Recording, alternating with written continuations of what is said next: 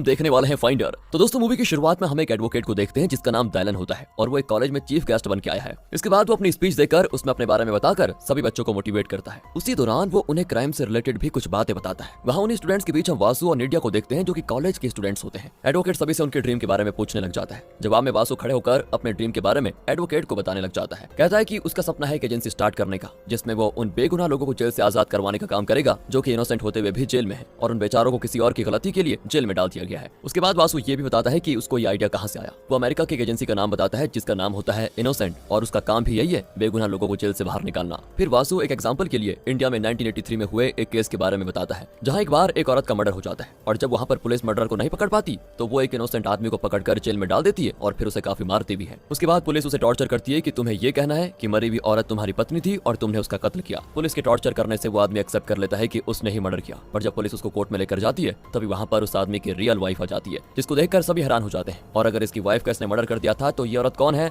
सभी यही सवाल पूछने लग जाते हैं। एंड तब सभी के सामने सच आ जाता है कि वो आदमी इनोसेंट है और उसने कुछ नहीं किया और जबरदस्ती पुलिस ने केस सॉल्व करने के लिए उस आदमी को इसमें फंसा दिया है। अब वासु आगे कहता है कि ऐसे कई सारे केसेस हैं पूरी इंडिया में जहां पर इनोसेंट लोगों को जेल में डाल दिया गया है। वासु कहता है कि मैं ऐसी ही एजेंसी को स्टार्ट करना चाहता हूं। वासु के इस आइडिया को सुनकर एडवोकेट उसको काफी अप्रिशिएट भी करते हैं और कहते हैं कि तुम्हें फ्यूचर में कभी जरूरत हो तो मुझे बताना, मैं तुम्हारी मदद जरूर करूंगा। आगे हम देखते हैं कि वासु और निडिया मिलकर फाइंडर एजेंसी नाम की एक एजेंसी स्टार्ट करते हैं जिसका काम जेल में फंसे इनोसेंट लोगों को बाहर निकालना होता है और इनकी एजेंसी में इनके फ्रेंड्स भी होते हैं जो कि इनके केस सॉल्व करने में काफी मदद भी करते हैं। धीरे धीरे उनकी एजेंसी का काम काफी अच्छा चल रहा होता है और ये इनके पास आया हुआ एक केस भी सॉल्व कर लेते हैं। आगे हम देखते हैं कि पायल नाम की एक लड़की है जो न्यूज़पेपर पर देखती है, तभी उसे वासु की एजेंसी के बारे में पता चलता है। पायल सीधे वासु को कॉल कर देती है। वो उसे बताती है कि उसके डैड जेल में है जिसका नाम पीटर है और वो उनको जेल से बाहर निकलवाना चाहती है क्योंकि पायल जानती थी कि उसके डैड इनोसेंट है। अब ये सुनकर वासु पायल को अपनी एजेंसी में बुलाता है और यहाँ पर हमको पता चलता है कि पायल की फैमिली में उसके डैड जिनका नाम पीटर है, उसकी मॉम और उसका मामा जिसका नाम रायन होता है, ये सभी रहा करते थे। लेकिन 2014 में ही एक केस की वजह से रायन और पीटर को जेल हो गई।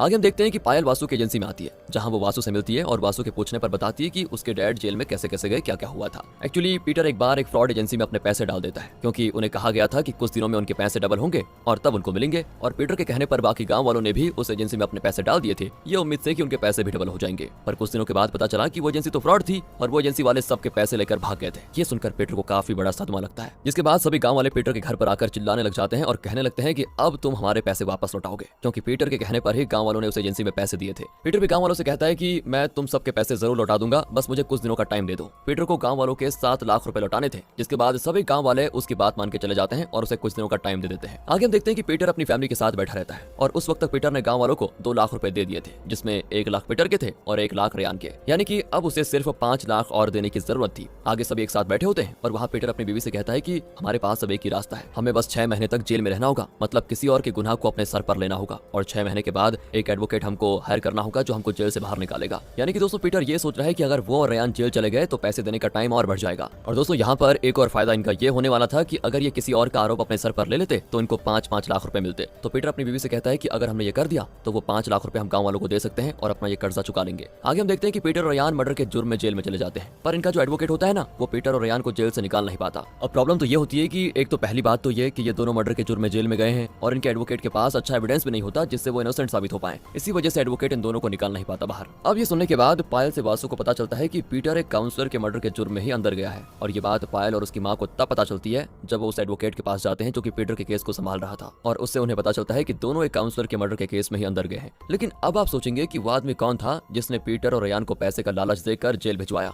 यानी कि दोस्तों वो तीसरा आदमी जिसने इन दोनों को जेल जाने के लिए कहा और पैसे का लालच भी दिया, हो सकता है वही मर्डर हो। खैर इस बारे में जल्दी पता चल जाएगा कि वो आदमी कौन है। अब ये खबर सुनकर कि पीटर मर्डर केस में जेल में है और उसका बाहर आना मुश्किल है, ये सुनकर पायल और उसकी माँ दोनों ही आत्महत्या करने की कोशिश करते हैं, पर इसमें पायल की मॉम मर जाती है। वहीं दूसरी तरफ एक गाँव का आदमी पायल को बचा लेता है। पायल अब वासु को बताती है कि उसके मामा रेयान की मौत उसी जेल में हो चुकी है और किसी बीमारी की वजह से उनकी मौत हुई थी जो कि करीब 2017 में हुई थी और अब पायल को चिंता है कि कहीं उसके पिता की भी मौत न हो जाए, इसलिए पायल चाहती है कि वासु उसके पिता को जेल से बाहर निकलवाए। जिसके बाद हम देखते हैं कि वासु और निडिया पायल के केस से रिलेटेड कुछ डिटेल्स को निकालने लग जाते हैं। फिर वासु निडिया के साथ पायल के गाँव में जाता है जहाँ उन्हें गाँव वालों से भी कुछ खास जानकारी नहीं मिलती क्योंकि गाँव वालों को कोई भी केस से रिलेटेड कुछ ज्यादा पता नहीं होता। इसके बाद वासु निडिया के साथ उस काउंसलर के यहाँ पर जाता है जहाँ उनको एक कार मैकेनिक के बारे में पता चलता है जो उन्हें बताता है कि जब काउंसलर का किडनैप हुआ था तो मैंने ये सब कुछ होते हुए देखा था। वो कहता है कि 2 जनों ने मिलकर काउंसलर का किडनैप किया था और वो उनको ऑटो में बैठा कर लेकर गए। उन दोनों में से एक रियान भी था और दूसरे आदमी का चेहरा मैं देख नहीं पाया। अब दोस्तों दूसरे आदमी के बारे में तो इस मैकेनिक को कुछ नहीं पता, लेकिन वो श्योर है कि उसने किडनैप करते हुए रियान को जरूर देखा था, जिससे ये तो पता चल जाता है कि रियान का काउंसलर को किडनैप करने में जरूर कोई ना कोई हाथ था, लेकिन पीटर शायद इनोसेंट था। इसी बीच वासु और निडिया वहाँ के पुलिस के पास जाते हैं, जहाँ पुलिस ऑफिसर से उनको पता चलता है कि एक दिन काउंसलर की वाइफ और उनके घर के पास का मैकेनिक पुलिस के पास काउंसलर की किडनैपिंग की कंप्लेंट लिखवाने आते हैं। जिसके बाद पुलिस के काफी ढूंढने के बाद भी काउंसलर नहीं मिलता। आगे पुलिस ऑफिसर बताता है कि फिर 2 दिन के बाद हमारे पास पीटर और रेयान आए और उन्होंने जुर्म कबूल कर लिया कि उन्होंने ही काउंसलर का किडनैप करके उसको मार दिया। उन्होंने ये भी कहा कि उन्होंने काउंसलर की बॉडी को समुद्र में कहीं फेंक दिया है, जिस वजह से काउंसलर की डेड बॉडी का कुछ पता नहीं चला। आगे वासु और निडिया काउंसलर की पत्नी के पास जाते हैं, जो कि काफी अमीर होती है और लग्जरियस लाइफ जी रही होती है। जब काउंसलर की वाइफ को ये पता चलता है कि वासु और निडिया उनके पति के केस से रिलेटेड कुछ पूछताछ करने आए हैं, तो वो उन्हें कोई भी जवाब देने से मना कर देती है और दोनों को वहां से जाने को कहती है। इससे दोस्तों इन दोनों को काउंसलर की वाइफ पर शक होता है, लेकिन फिर भी उनको वहां से जाना ही पड़ता है। अब वासु और निडिया पीटर के एडवोकेट के पास जाते हैं, वही एडवोकेट जो पीटर और रेयान को 2014 के केस में छुड़ाने वाला था। जहां उन्हें एडवोकेट बताता है कि एक रात जब वो अपने दोस्तों के साथ बैठा था, तो उसी रात पीटर और रेयान उसके पास आए और तब उन्होंने उसे अपने मर्डर केस के बारे में बताया और कहा कि उन्हें कैसे भी करके कोर्ट से बचा लें, जिससे ज्यादा सजा न मिले उनको। आगे कोर्ट में एडवोकेट रेयान और पीटर का केस लड़ता है, लेकिन ये एक मर्डर केस था और एडवोकेट के पास ज्यादा सबूत नहीं थे,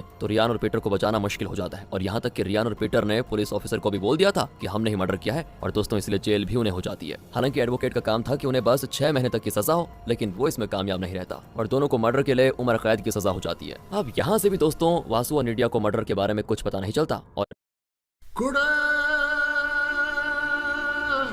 Beautiful, isn't it?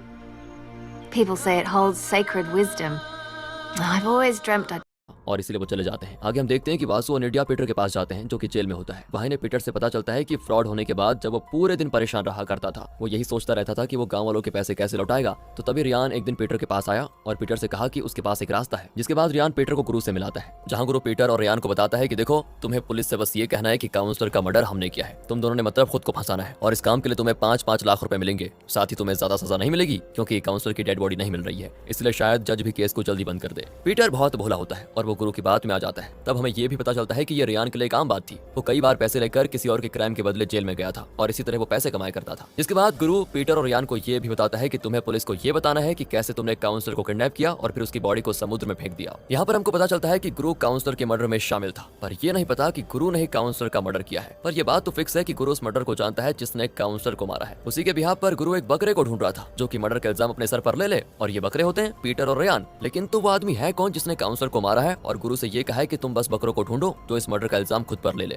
तो यहाँ पर ये तो साफ है कि वो आदमी जिसने गुरु से ऐसा कहा होगा वो श्योरली गुरु का ही बॉस होगा, इसलिए उसने गुरु को ऑर्डर दिया और गुरु उसके लिए काम करता होगा। लेकिन वो बॉस है कौन, इसके बारे में बस 2 मिनट में पता चल जाएगा। अब वासु और निडिया फिर से काउंसलर की बीवी के पास जाते हैं, जहाँ इस बार भी उसकी बीवी कुछ बताने से राजी नहीं होती। लेकिन जब वासु उसको धमकी देता है कि तुम हमारे सवालों के जवाब नहीं दोगी तो हम तुम पर केस कर देंगे, तब काउंसलर की बीवी उनके सवालों के जवाब देने के लिए मान जाती है। जहाँ वासु उसको पहला सवाल ये पूछता है कि हम कैसे मान ले कि तुमने अपने पति का मर्डर नहीं किया, तुम तो उसके मरने के इतने साल के बाद भी ऐशो आराम की जिंदगी जी रही हो। जिस पर वो बताती है कि ये पैसे मेरे पति के ही है और एक तरह से मेरे ही है, तो मैं अपने पति को क्यों मारूंगी, जो कि दोस्तों सही बात भी होती है। तब वासु अगला क्वेश्चन पूछता है कि तुम ये बताओ काउंसलर ज्यादा समय कहाँ रहा करता था, मतलब कहाँ जाया करता था। उसकी वाइफ जवाब देती है कि वो ज्यादा समय एक रुद्र योगी नाम के मठ में जाया करता था, वहाँ मठ पर साधु वगैरह सभी रहते थे। ये जानकर वासु और निडिया उस मठ के बारे में और पता लगाते हैं, जहाँ उनको पता चलता है कि मठ के कुछ काले राज भी हैं। उनको पता चलता है कि मठ में 2014 में एक रेड हुई थी जिसमें ढेरों ब्लैक मनी मिला था, यानी कि मठ में ब्लैक मनी को व्हाइट मनी करने का काम किया जाता था। तभी इनको पता चलता है कि वो ब्लैक मनी भीमा नाम के एक बहुत बड़े लैंड माफिया का पैसा था। इन्हें उसी दौरान ये भी पता चलता है कि गुरु भीमा के लिए ही काम करता है और भीमा ही गुरु का बॉस है, यानी कि भीमा ने ही काउंसलर को मारा होगा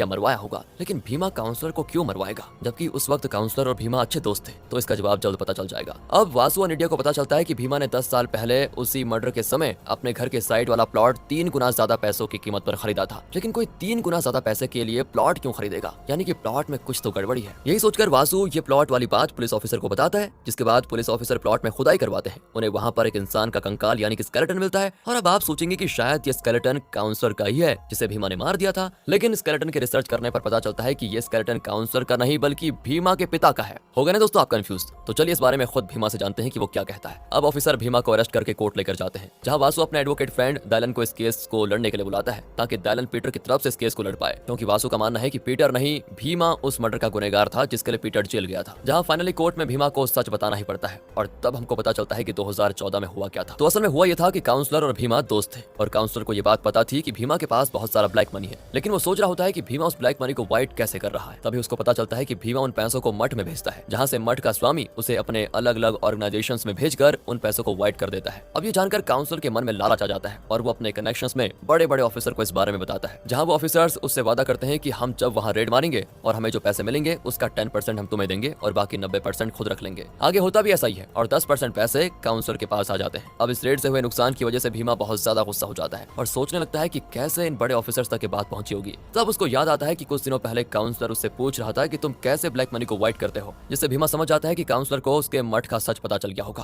और उसने अपने कनेक्शंस लगवाकर वहां पर रेड मरवा दी होगी। इसके बाद भीमा ने गुस्से में काउंसलर को गुरु और रेयान की मदद से किडनैप करवाया और उसको मार दिया। अब भीमा को कैसे भी काउंसलर की बॉडी को छुपाना था, इसलिए उसने उस बॉडी को आगे जाकर बड़ी चालाकी से शमशान घाट में गुरु की मदद से जला दिया। और उस वक्त शमशान घाट में जो लोग भी भीमा को पहचानते थे उन लोगों ने भीमा से पूछा कि आप किसको यहाँ पर जला रहे हैं, तो उस पर भीमा ने बिना सोचे डर में ये जवाब दे दिया, मेरे पिताजी चल बसे, उनको हार्ट अटैक से मौत हो गई है और मैं इनका अंतिम संस्कार करने यहाँ पर आया हूँ। ये कहकर भीमा फंस जाता है क्योंकि उसके पिता तो अभी भी जिंदा रहते हैं, इसीलिए आगे उसका सच सामने ना आ जाए, इसलिए वो गुरु की मदद से अपने पिता को जान से मार देता है और उन्हें अपने घर के साइड वाले प्लॉट में दफना देता है। यहाँ से भीमा को ये भी डर होता है कि शायद अगर इस प्लॉट पर कंस्ट्रक्शन हुआ तो सभी को पता चल जाएगा कि यहाँ पर किसी की डेड बॉडी दफना रखी है और वो फंस जाएगा। इसी वजह से भीमा ने 3 गुना पैसों में उस प्लॉट को खरीद लिया ताकि कोई इस प्लॉट पर आ ही ना पाए। और यही पूरा सच भी होता है कि भीमा ने ही काउंसलर और अपने पिता को मारा, जिसके बाद कोर्ट भीमा गुरु दोनों को उम्र कैद की सजा सुना देती है और मठ के बाबा को भी ब्लैक मनी को वाइट करने के लिए कुछ सालों की जेल हो जाती है। इसके बाद फाइनली पीटर की सजा होती है खत्म और उसे आजाद करवा दिया जाता है क्योंकि उसने तो कोई क्राइम किया ही नहीं था और वो तो इनोसेंट था। इस तरह वासु और निडिया इस केस को कर देते हैं सॉल्व और यहीं पर ये कहानी होती है खत्म। बाकी दोस्तों